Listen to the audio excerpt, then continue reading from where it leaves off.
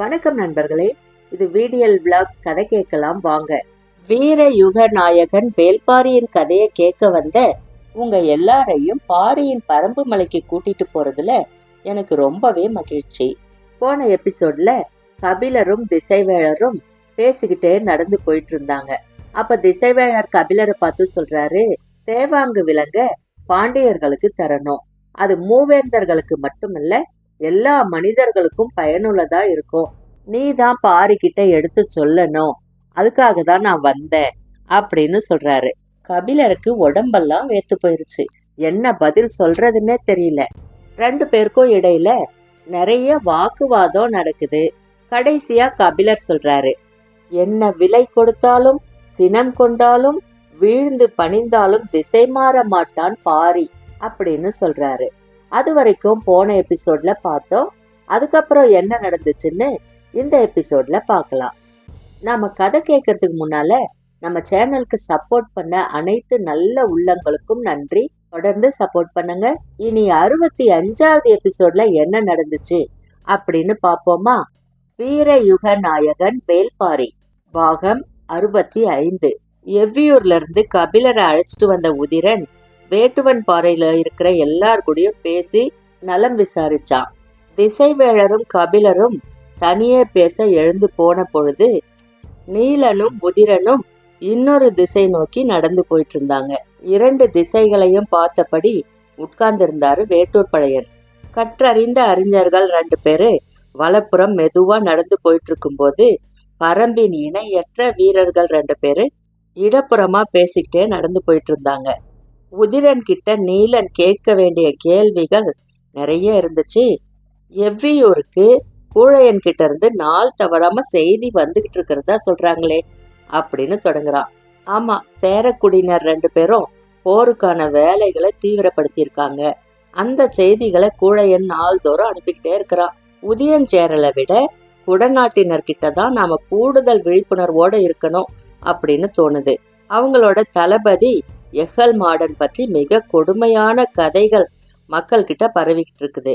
பிடிப்பட்ட எதிரி நாட்டு வீரர்கள் யாரையும் உயிரோட வைக்கிறது இல்லையா, உடல்களை சிதைத்து கொல்வதை அவன் வழக்கமா வச்சிருக்கிறானா. கோலூர் சாத்தனின் கைகளை வெட்டிய முடியனின் தலையை எடுக்காம நான் ஓய மாட்டேன் அப்படின்னு சூளுரைத்தபடி அலையறானா அப்படின்றான் உதிரன். அவன் சொல்றத பத்தியெல்லாம் சிந்திச்சுக்கிட்டே வந்துகிட்டு இருந்தான் நீலன். பரம்பினை சுற்றியுள்ள வேறெந்த நாட்டினருக்கும் இல்லாத வாய்ப்பு குடநாட்டினருக்கு தான் உண்டு. நில அமைப்பின் தன்மையை கணக்கில கொண்டா அவர்களால பச்சை மலையின் நடுப்பகுதி வரை வந்து சேர முடியும். இந்த சாதகமான வாய்ப்பை பயன்படுத்துவதாக நினைச்சுதான் அவங்க ஏமாந்து போயிடுவாங்க. ஏன்னா அதன் தொடர்ச்சியாக உள்நுழைஞ்சா கரும் பாறை பிளவுகள் எளிதாக சூழப்பட்டு முழு முற்றா அழிக்கப்பட்டு விடுவாங்க அப்படின்னு சொல்றான். அடுத்த கேள்விய நீலன் கேட்கறதுக்கு முன்னாலேயே உதிரன் கேட்கிறான். சோமபூண்டின் பானம் குடிக்க வந்த பொழுது மீட்டு வந்த கப்பல் அடிமைகளை பற்றி கூறினாயே, அவங்களோட தலைவன் இன்னும் அப்படித்தான் இருக்கிறானா அல்லது ஏதாவது பேசுறானா? இப்பொழுது முழுமையா குணமடைஞ்சிட்டான். மிக கொடுமையான காயங்கள் ஏற்பட்டதால இத்தனை மாதங்கள் ஆகியிருக்கு. ஆனாலும் அவன் எதையும் வாய் திறந்து பேச ஆயத்தமா இல்லை. எவ்வளவு முயற்சி செஞ்சாலும் அவன் கூட்டத்தை பற்றிய உண்மைகள் எதையுமே தெரிஞ்சுக்க முடியல. உடனிருக்கும் வீரர்கள் தலைவனின் உத்தரவு இல்லாம ஒரு சொல் கூட உதிர்க்க மறுக்கிறாங்க. அவனது கண் அசைவை வச்சே பணிபுரியுறாங்க. தேர்ந்த போர்க்குடியாக இருக்கணும். மற்றவர்களுக்கு இவ்வளவு கட்டுப்பாடும் உறுதியும் எளிதில் வராது அப்படின்னு சொல்றான். கபிலர் அவரோட ஆசானோட ஓரிரு நாட்கள் தங்குவார் அப்படின்னு நினைக்கிறேன். நாம போய் அவனை பார்த்துட்டு வரலாமா? விடிந்ததும் புறப்பட்டு போவோம் அப்படின்றான் நீலன். கபிலரும் திசைவேழரும் குடிலுக்கு திரும்பும் போது நண்பகல் கடந்திருந்துச்சு. அவங்களுக்கான உணவு ஏற்பாடாயிருந்துச்சு. திரளி மர பலகையில உட்கார்ந்ததும் திசைவேழர் சொல்றாரு, உணவு அருந்தியதும் நாங்கள் புறப்படுகிறோம். உங்களின் வலது கால மடக்கி எழ முடியாததை பத்தி நீங்க சொன்னதால மருத்துவர்கள் மூலிகைகளை பறிச்சுட்டு வந்து காத்துட்டு இருக்கிறாங்க. இன்னும் 2 தினங்கள் தங்குங்கள். அவர்களின் மருத்துவத்தால் முழுமையா குணமடைஞ்சிருவீங்க அப்படின்னு வேட்டூர் பழையன் சொல்றான். மறுமொழி ஏதும் இல்லாம அமைதியா இருந்தாரு திசைவேழர். வந்த வேலை நிறைவேறாத மனநிலை மட்டுமல்ல, இதுவரை தான் கண்டிராத ஒரு கபிலரையும் அவர் கண்டுள்ளார். அவருடைய உணர்வுகள் கொந்தளிப்பா இருந்துச்சு. பேரரசுக்காக தூது வந்ததை போல தன்னை கபிலர் நினைச்சிட்டாரோ அப்படின்ற எண்ணமும் எழாம இல்ல. அமைதி நீடிக்குது. அதை கவனிச்சிட்டு இருந்த கபிலர் மருத்துவம் பார்த்து கொண்டு குணமடைந்து செல்வதுதான் நல்லது அப்படின்றாரு. திசைவேழரின் மனம் அதை ஏற்கல. பரம்பை பற்றி கூறிய சொற்கள் அவரை கூச செய்யுது. ஆனா நீட்டி மடக்க முடியாத வலது கால் அவரை மறுப்பு சொல்ல விடாம பிடிச்சிருச்சு. என்ன செய்யறது அப்படின்னு தெரியாம திணறிட்டு இருந்தாரு. கபிலரின் சொல்லுக்கு இணங்கி தலையசைக்கிறாரு. மாலை நேரம் நெருங்குது. மருத்துவர்கள் பச்சிலைகளையும் மரப்பட்டைகளையும் கொண்டு வந்திருந்தாங்க. திரளி மர பலகையில உட்கார்ந்திருந்த அவரை வலது காலை மட்டும் பலகையின் மேல் நேரா நீட்ட சொன்னாங்க. திசைவேழரால் செய்யவே முடியாத பெருஞ்செயலா அது இருந்துச்சு. வளைந்த கால் அவ்வளவு எளிதில் நீண்டு கொள்ள ஆயத்தமா இல்ல. அவரால் எவ்வளவு முடியும் அப்படின்றத கணிக்கிறதுக்காக தான் மருத்துவர்கள் இதை செய்ய சொல்றாங்க. அவர் முடிஞ்சவரை கால்களை நீட்ட முயற்சி பண்றாரு. அரை வட்ட விண்மீன் கூட்டம் ஒருபோதும் நேர்கோட்டு சாட்டை கம்பு வெள்ளியாக மாறாது அப்படின்னு காலை அழுத்திக்கிட்டே சொல்றாரு. அவரது சொல்லை கேட்டு சிரித்தார் கபிலர். மருத்துவர்கள் பச்சிலையையும் பட்டையையும் கை கருவிகளால ஒன்றாக்கி அரைச்சுக்கிட்டு இருந்தாங்க. அடி நரம்பு சுண்டி இழுத்துக்கிட்டு இருந்துச்சு. வலி உச்சந்தலைய தொட்டுது. மருத்துவர்கள் அரைச்சுக்கிட்டு இருக்கிற மூலிகைகளை பார்த்தபடி, என்ன மருந்து இது அப்படின்னு கேக்குறாரு திசைவேழர். மூத்த மருத்துவர் சொல்றாரு, புலி முன் ஆடு. திசைவேழருக்கு புரியல. அவர்கள் சற்றே விளக்குவார்கள் அப்படின்னு எதிர்பார்த்தாரு. மருத்துவர் மூவரும் அவர் வேலைகளை கவனிச்சுட்டு இருந்தாங்க. தலைமாட்டில் இருந்த கபிலரை பாக்குறாரு. அவருக்கும் அதற்கான பொருள் புரியல. மருத்துவர்களை பார்த்து கபிலர் கேக்குறாரு, அப்படி என்றால் என்ன? மூலிகையின் பெயரா? இல்ல, மருந்தின் சேர்மானத்தையும் நோயின் தன்மையையும் வைத்து நாங்கள் முடிவு செய்வோம். எங்களின் மருந்துக்கு முன் இந்த நோயானது புலிக்கு முன் ஆடு போல கன நேரத்தில் பதுங்கி ஒடுங்கும். சில நேரத்தில் நோயும் மருந்தும் புலிக்கு முன் புலி போல சம அளவில் நிற்கும். சில நேரத்தில் மருந்தால் கட்டுப்படுத்த முடியாத அளவில் நோய் இருக்கும். புலியை வீழ்த்தும் யானை போல அப்படின்னு சொல்றாரு அவரு. திசைவேழர் வியப்போட பாக்குறாரு. மருத்துவத்தை தொடங்கும் முன்னரே புலிக்கு முன் ஆடு போல இந்த நோயானது மருந்துக்கு முன் பதுங்கி ஒடுங்கும் அப்படின்னு எப்படி துணிந்து சொல்ல முடியுது இவங்களால அப்படின்னு சிந்திச்சுட்டே படுத்துட்டு இருந்தாரு. வலி உச்சந்தலைய தொட்டு திரும்பிய இடத்துல இப்போது புலியும் ஆடும் உழவிக்கிட்டு இருந்துச்சு. மனம் வேறொன்ன பத்தி நினைச்சிட்டு இருக்கும் போது வலி நினைவில் தங்க இடம் இல்லாம மறந்தே போயிருச்சு. இரவு நெடுநேரம் ஆகியும் தூக்கம் வரல. காலில் கட்டு போடப்பட்டிருந்ததால அசையாம படுத்துட்டு இருக்க வேண்டியிருந்தது. மனம் அலை மோதிக்கிட்டு இருந்துச்சு. அருகில் போடப்பட்டிருந்த கட்டில்ல கபிலர் உட்கார்ந்து திசைவேழரையே கவனிச்சுக்கிட்டு இருந்தாரு. உரிமை கலந்த இயல்பான பேச்சு 2 பேர்கிட்டையும் இல்ல. நாம சற்று கடுமையா பேசிட்டோமோ அப்படின்ற எண்ணம் 2 பேருக்குள்ளும் ஓடிட்டு இருந்துச்சு. அமைதியை குலைக்கும் சொல்லை கண்டறிய முடியாம கபிலர் தவிச்சுக்கிட்டு இருக்கும் போது திசைவேழரின் மெல்லிய குரல் கேக்குது. பல ஆண்டுகளுக்கு முன் பொதிகை மலையில தற்செயலா ஒரு பாணர் கூட்டத்தை பார்த்தேன். 1 வார காலம் என்னோடு சேர்ந்து அவங்க பயணப்பட்டாங்க. அந்த பயணத்தின் போது நான் யார் அப்படின்றத உடன் வந்த மாணாக்கர்கள் மூலம் தெரிஞ்சுக்கிட்டாங்க. அதன் பிறகு அந்த பாணர் குழுவின் தலைவன் நாஞ்சிலன் என்கிட்ட வானியல் பற்றி பல சந்தேகங்களை கேட்கிறான். நான் அதுக்கெல்லாம் விடை சொல்லிக்கிட்டே வந்தேன். பயண வழியில விலகி செல்லும் இடம் வருது. அப்போ அவன் சொன்னா, பச்சை மலை தொடர்ல வியப்புறு கனியான கருநெல்லி இருக்கு. அதை உட்கொண்டால் பகல்ல கூட விண்மீன்களை பார்க்கலாம். சென்ற முறை நான் பரம்புக்கு சென்ற போது நடுமலையின் முகட்டில் அந்த மரத்தை பார்த்தேன். பயிற்சி பெற்ற வீரர்களை தவிர மற்றவங்களால ஏறி செல்ல முடியாத பெரு முகடு அது. அந்த அதிசய கனியை பறித்து யாருக்கு கொடுக்க போறோம் அப்படின்ற எண்ணம் உருவானதால நான் அதை பெரிதா நினைக்கல. உங்களை போன்ற வானியல் பேராசானுக்கு அந்த கனி உண்ண கிடைத்தால் எவ்வளவு நன்மையா இருக்கும். அடுத்த முறை பரம்பு போகும்போது பாரிக்கிட்ட கேட்டு அந்த கனியை கொண்டு வந்து உங்களுக்கு தருவேன் அப்படின்னு சொல்லிட்டு போனான். அவன் சொல்றத நான் உண்மைன்னு நம்பல. பகல்ல விண்மீன் கூட்டத்தை எப்படி பார்க்க முடியும்? அவன் ஏதோ கற்பனையாக பேசுறான் அப்படின்னு நினைச்சேன். ஆனா திசை காட்டும் விலங்கு ஒண்ணு இருக்கு அப்படின்றத பார்த்த பிறகு இப்போது எனது எண்ணம் வேறு விதமா இருக்கு. இந்த செய்தியை அறிந்தனா அப்போதே பரம்புக்கு வந்திருக்கணும். தவறிழைத்து விட்டேனோ அப்படின்னு தோணுது. திசைவேழர் சொல்றத வியந்து கேட்டுக்கிட்டு இருந்தாரு கபிலர். என்ன சொல்றது அப்படின்னு பிடிபடவே இல்லை. கொஞ்ச நேரம் திணறி அப்புறம் மீள்றாரு.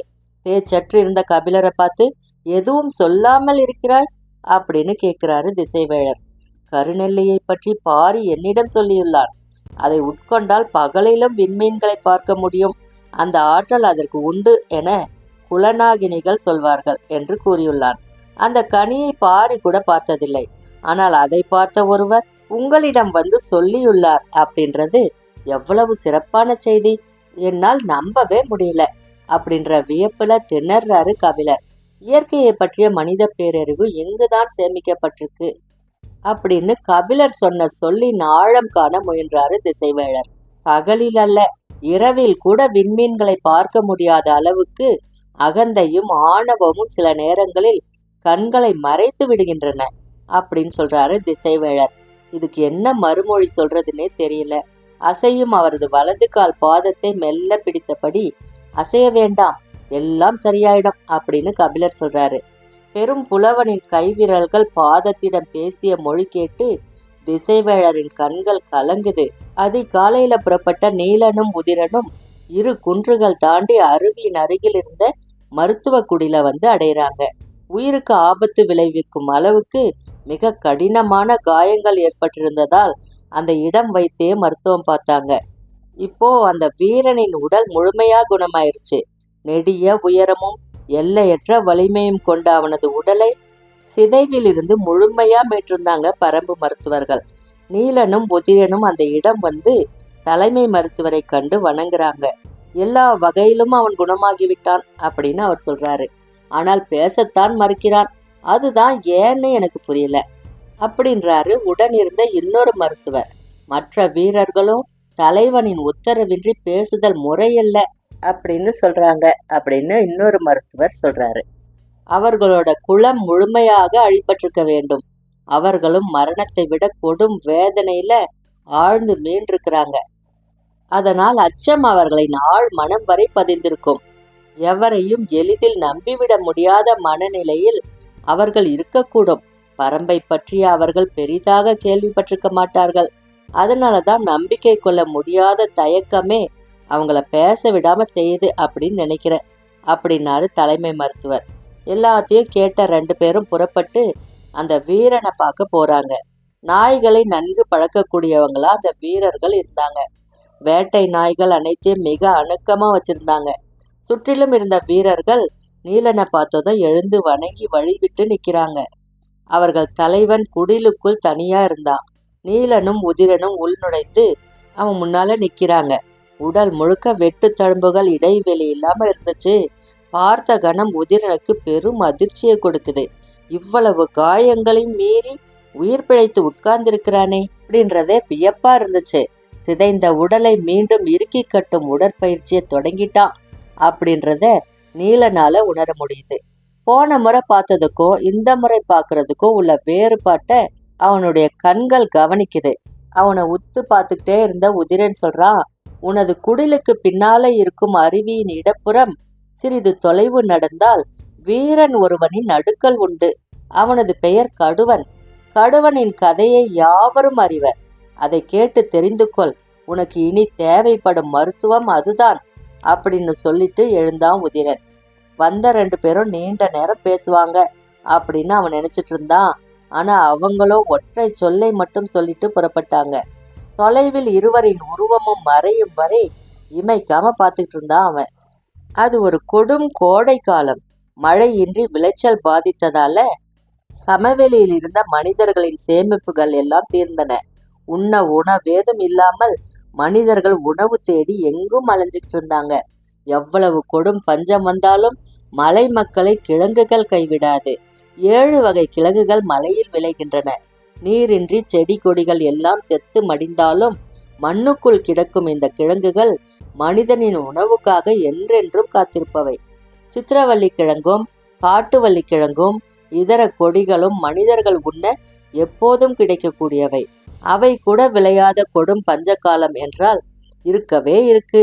நூரை, சவலன், நெடுவன், தீச்சி, நாச்சி, சம்பை, நூழி, அப்படின்னு 7 வகையான கிழங்குகள், ஒவ்வொன்றும் வெவ்வேறு ஆழத்துல விளைஞ்சு கிடக்கும். நிலம் அறிந்த மனிதர்கள் அந்த கிழங்குகள் இருக்கும் இடத்தை எளிதில் அடையாளம் கண்டு தோண்டி எடுப்பாங்க. சமவெளியில் உண்ண வழியில்லாத நிலையில பலரும் கிழங்குகளை தேடி மலைகளில் ஏறினாங்க. போதன் என்பவன் பட்டினி கிடக்கும் தன் குடும்பத்தை காப்பாற்ற கிழங்கு தேடி பச்சை மலையில ஏறுறான். காலையிலிருந்து உச்சி பொழுது வரை தேடி அலைஞ்சிருக்கான். மிகச் சிறிய அளவிலான 2 கிழங்குகள் மட்டுமே கிடைச்சிருக்கு. ஆனாலும் விடாமல் தேடி அலையும் போது பாறை ஒன்றில் அமர்ந்திருந்த இளைஞனை பார்க்கறான். அந்த இளைஞனின் கால்ல ஏதோ காயம் பட்டு குருதி வழிந்து ஓடுது. பச்சிலைகளை பறித்து காயத்தின் மீது தேய்த்தபடி உட்கார்ந்திருந்தான். அவன் மலை மகன் அப்படின்றத பார்த்ததும் போதன் புரிஞ்சுக்கிறான்.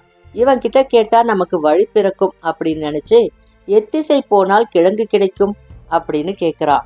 அவன் பதில் ஏதும் சொல்லாம போதன் கையில வைச்சிருந்த கிழங்குகளையே உத்து பார்த்துட்டு இருந்தான்.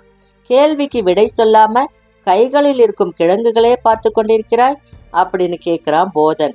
அதுக்கு அந்த இளைஞன், நீ கையில் வைத்திருப்பது நூழிக்கிழங்கின் வகை. புதிதாய் உண்பவர்களுக்கு இது ஒவ்வாது. இதில் உள்ள கரு விதைகள் செரிமானமாகாது அப்படின்னு சொல்றான். வீட்டில் கொடும் பட்டினியில் கிடக்குறாங்க. அவங்களோட பசிக்கு எதுவும் உணவுதான். புதிதாக கிழங்குகள் கிடைக்க வழி இருந்தால் சொல் அப்படின்னு கேட்க, இளைஞனோ பின்புறம் கை காட்டி, அந்த திசையில் போய் பாருங்கள், சித்திரவள்ளி கிழங்கு கிடைக்கும் அப்படின்னு சொல்றான். சரி அப்படின்னு சொல்லிட்டு புறப்படும் போது போதன் கேட்கிறான், நீ பரம்பை சேர்ந்தவனா? ஆம், எனது பெயர் கடுவன். அப்படி என்றால் உன்னை நம்பலாம் அப்படின்னு சொல்லிட்டு கையில வச்சிருந்த நீர்க்குடுவையையும் கிழங்குகளையும் அவகிட்ட கொடுத்துட்டு, இதை பார்த்துக்கொள், நான் அந்த இடம் சென்று கிழங்கை தோண்டி வந்ததும் வாங்கிக் கொள்கிறேன் அப்படின்னு சொல்றான். அலைந்து தவித்து மிகவும் சோர்வுற்று இருக்கும் ஒருவன் சொல்கிறானே அப்படின்னு கடுவனும் அதை வாங்கி கொண்டு அவனை அனுப்பி வைக்கிறான். போதன் சென்ற பிறகு காயங்களில் வழியும் குருதி நின்று விட்டதா அப்படின்னு பார்த்துக்கிட்டே கடுவன் உட்கார்ந்துருக்கான். அவன் பக்கத்துல போதன் வைத்து விட்ட போன 2 கிழங்குகளும் நீர்க்குடுவையும் இருக்கு. கொஞ்ச நேரத்துல பெரும் முயல் ஒன்று கடுவன் உட்கார்ந்திருந்த பாறையின் வலப்புறமாக தப்பி புதருக்குள்ள ஓடுது. பார்த்த உடனே கடுவனுக்கு போதனின் உயிரற்ற குரல் நினைவுக்கு வருது. கொடும் பட்டினியில் குடும்பம் கிடப்பதால் நூழி கிழங்கை எடுத்து போகிறான். இது புதியவருக்கு சேராதே அப்படின்னு நினைச்சவ இந்த முயலை பிடிச்சு கொடுத்தா அவன் குடும்பத்துக்கு உணவாகும் அப்படின்னு நினைச்சுக்கிட்டே கையில் இருந்த மூங்கில் குச்சியை எடுத்துக்கிட்டு சட்டென புதரை நோக்கி தாவறான். அந்த புதர் முழுவதும் கிண்டி பார்க்கறான். முயல் தென்படவே இல்லை. எந்த திசையில் போயிருக்கும் அப்படின்னு கால் தடம் பார்க்கறான். எதுவுமே தென்படல. மழைக்காலத்துல எளிதில் தடம் அறியலாம், ஆனால் கோடையில் தடம் அறிவது கடினம். எங்கே போயிருக்கோம் அப்படின்னு கணித்து கீழ் திசை நோக்கி புதர்களை கிளறியபடி போறான். நீண்ட தொலைவு கீழிறங்கி போறான். முயல் அவனது கண்ணில் படவே இல்லை. மிகவும் சோர்வடைந்து பாறை நோக்கி நடக்கிறான். புதர்களுக்குள் நுழைந்து இங்கும் அங்கும் தேடியதுல குச்சிகள் கிழித்து காயத்திலிருந்து மீண்டும் குருதி வழியுது. பச்சிலையை தேய்ப்போம் அப்படின்னு நினைச்சுக்கிட்டே பாறையின் மீது ஏறி உட்கார்றான். காய்ந்த குச்சிகளின் கீறல் அளவற்றதா இருந்துச்சு. எப்படியாவது பிடிக்கணும் அப்படின்ற பதற்றத்துல பொறுமை இல்லாம புதருக்குள் ஓடி இருக்கிறோம் அப்படின்னு நினைச்சுக்கிட்டே பச்சிலை எடுத்து தேய்க்கிறான். காயத்தில் எரிச்சல் அதிகமா இருக்கே அப்படின்னு பற்களை கடிச்சுக்கிட்டே பாறையை பார்க்கறான். வச்சுட்டு போன இடத்துல அந்த 2 கிழங்குகளும் இல்லை. நீர்க்குடுவை மட்டும் ஓரத்துல உருண்டு கிடந்தது. கொஞ்சம் பதற்றம் அடைஞ்சு இங்கும் அங்குமா தேடுறான். எங்குமே இல்லை. ஏதோ விலங்கு வந்து அதை தின்று விட்டு போய்விட்டது அப்படின்னு தெரியுது. போதன் வந்து கேட்டா என்ன செய்யறது அப்படின்ற பதட்டத்துல பாறையை சுற்றி எங்காவது விழுந்து கிடக்கிறதா அப்படின்னு தேடுறான். எதுவுமே கண்கள்ல படல. நேரம் ஆயிட்டு இருந்துச்சு. அடுத்து என்ன செய்யலாம் அப்படின்னு சிந்திக்கிறான். எங்கிருந்தாவது வேறு கிழங்குகளை தோண்டி எடுத்து வந்து விடலாமா அப்படின்னு நினைச்சுக்கிட்டு இருக்கும் போது தொலைவில் போதன் வர்றது தெரியுது. கடுவன் பதற்றத்தோடு அவனது வரவை பார்த்துக்கிட்டு இருந்தான். போதனோட கையில சித்திரவள்ளி கிழங்குகள் கொஞ்சம் இருந்துச்சு. சற்று மகிழ்வோடு தான் அவன் வரான். நீ சரியான இடத்தை சொன்னாய், உனக்கு நன்றி அப்படின்னு சொல்லிக்கிட்டே பாறையின் மீது இருந்த நீர்க்குடுவையை எடுத்துக்கிட்டு கிழங்குகளை தேடுறான். அவற்றை காணல. அந்த பக்கம் இருக்குமோ அப்படின்னு நினைச்சிட்டு கடுவனின் பின் திசையில பாக்குறான். அங்கேயும் இல்லை. தேடிக்கிட்டே எங்கே கிழங்குகள் அப்படின்னு கேட்குறான். கடுவனுக்கு என்ன சொல்றதுன்னே தெரியல. தயக்கத்தில் சொற்கள் வரல. போதனின் கண்கள் தேடியபடியே கிழங்குகள் எங்கே அப்படின்னு மீண்டும் கேட்கிறான். தயக்கத்தோடு கடுவன் சொன்னான், அவற்றை ஏதோ விலங்கு தின்றுவிட்டது. அதிர்ச்சியானான் போதன். தலையை மறுத்து ஆட்டி, என்ன சொல்கிறாய் அப்படின்னு கேட்கிறான். முயல் ஒன்று பார்வையில் பட்டது, உங்களுக்கு கொடுக்கலாமே என அதை பிடிக்க ஓடினேன். அந்த நேரத்தில் ஏதோ ஒரு விலங்கு கிழங்குகளை தின்றுவிட்டது அப்படின்னு மிகுந்த கவலையோடு சொல்றான். அதிர்ச்சியிலிருந்து மீளாத போதன், முயல் எங்கே அப்படின்னு கேட்கிறான். பிடிக்க முடியவில்லை, தப்பி சென்று விட்டது. என்னை ஏமாற்ற பார்க்கிறாய், கிழங்குகளை தின்றுவிட்டு என்னிடம் மறைக்க பொய் பேசுகிறாய் அப்படின்னு சொல்றான். கடுவன் மிகுந்த பதற்றத்துக்குள்ளாகிறான். நான் பொய் சொல்லவில்லை, உங்களுக்கு கொடுக்கத்தான் முயலை பிடிக்க போனேன். அவசரத்தில் கிழங்கை எடுத்துக்கொண்டு போகாமல் இங்கேயே வைத்துவிட்டு போய்விட்டேன். அதுதான் நான் செய்த தவறு, என்னை மன்னியுங்கள் அப்படின்னு சொல்றான். போதனோ, நீ பரம்பை சேர்ந்தவன் என்பதால் தான் நம்பினேன், என்னை நீ ஏமாற்றி விட்டாய் அப்படின்னு சொல்றான். சொற்கள் கடுவனை நிலைக்குலைய செஞ்சிருச்சு. அவன் மீண்டும் மீண்டும் தனது நிலையை விலக்கி சொல்ல முயற்சி செய்றான். போதனோ அவன் சொல்றத நம்பவே இல்லை. கிழங்கை நீ உட்கொண்டு விட்டு விலங்கின் மீது பழி போடுகிறாய் அப்படின்னு உறுதியா சொல்றான். சரி, தின்று முடித்து விட்டாய், இனி நான் புலம்பி என்ன ஆகப் போகிறது? கொடும் பஞ்சம் பரம்பு மக்களையும் மாற்றிவிட்டது அப்படின்னு துயருற்று புலம்பியபடியே புறப்பட்டான் போதன். சிறு பாறையின் மீது நின்று கொண்டிருந்த கடுவன் இருப்பில் இருந்த குறுங்கத்தியை எடுத்துக்கிட்டு, ஒரு கணம் நில்லுங்கள் அப்படின்றான். நடக்க தொடங்கிய போதன் நின்று அவனை திரும்பி பார்க்கிறான். பாறையின் மீது இருந்த கடுவன் குறுங்கத்தியை அடி வயிற்றின் இடப்புறம் அழுத்தி உள் நுழைக்கிறான். போதனுக்கு அவன் என்ன செய்யறான் அப்படின்னே புரியல. அடி வயிற்றின் இடப்புறம் உள் நுழைத்த கத்தியை வலப்புற முனை வரை கண் இமைக்கும் நேரத்தில் இழுக்கிறான். அப்போதுதான் போதனுக்கு அவனோட செயல் புரியுது. கத்தியை இழுத்து கொண்டிருக்கும் போதே கடுவன் சொல்றான், எனது வயிற்றில் கிழங்கேதும் இருக்கிறதா என பாருங்கள், செரிமானமாகாத கரு விதைகள் ஒன்றேனும் இருக்கிறதா எனவும் பாருங்கள் அப்படின்னு சொல்லிக்கிட்டே வேலையை முடிக்கிறான். பதறிய போதன் அவனை நோக்கி ஓடும்போது பாறையிலிருந்து சரிஞ்சுக்கிட்டு இருந்தான் கடுவன். என்னை மன்னித்துக்கொள் என போதன் கதறியபடி அவனது தலையை ஏந்தி பிடித்த போது கடுவன் சொன்னான், பரம்பின் மக்கள் என் நிலையிலும் வாக்கினை காப்பர். அது வரைக்கும் இந்த எபிசோட்ல பார்த்தோம். அதுக்கப்புறம் என்ன நடந்துச்சுன்னு அடுத்த எபிசோட்ல பார்க்கலாம். அது வரைக்கும் உங்களிடமிருந்து நன்றி கூறி விடை பெறுவது விடியல் விளாக்ஸ் விடியல். நன்றி, வணக்கம்.